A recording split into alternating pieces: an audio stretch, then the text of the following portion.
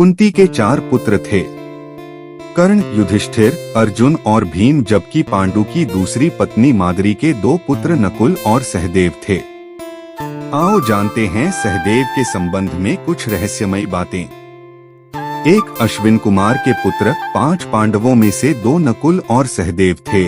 दोनों ही माद्री अश्विन कुमार के पुत्र थे, लेकिन उनको पांडु पुत्र माना जाता है क्योंकि माद्री पांडु की पत्नी थी। पांडु को श्राप था कि वह जब भी अपनी पत्नी कुंती या माद्री के साथ सहवास करेंगे तुरंत ही मृत्यु को प्राप्त हो जाएंगे।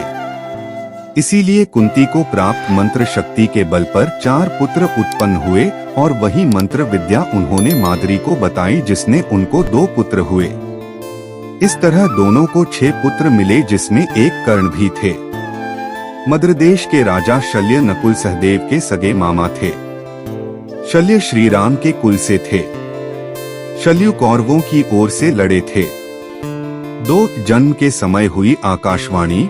जब नकुल और सहदेव का जन्म हुआ तब आकाशवाणी हुई कि शक्ति और रूप में ये जुड़वा बंधु स्वयं जुड़वा अश्विनों से भी बढ़कर होंगे। दोनों को ही अश्विनी कुमारों के औरस और पांडु के क्षेत्रज पुत्र कहते थे।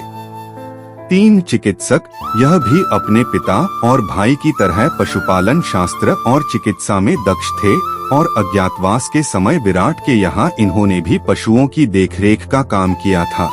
4 महाभारत युद्ध में सहदेव के अश्व के रथ के अश्व तितर के रंग के थे और उनके रथ पर हंस का ध्वज लहराता था। सहदेव अच्छे रथ योद्धा माने जाते हैं।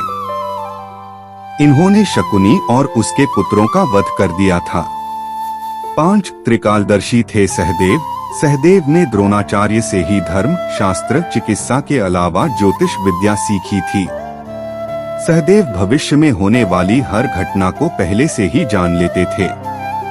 वे जानते थे कि महाभारत होने वाली है और कौन किसको मारेगा और कौन विजयी होगा।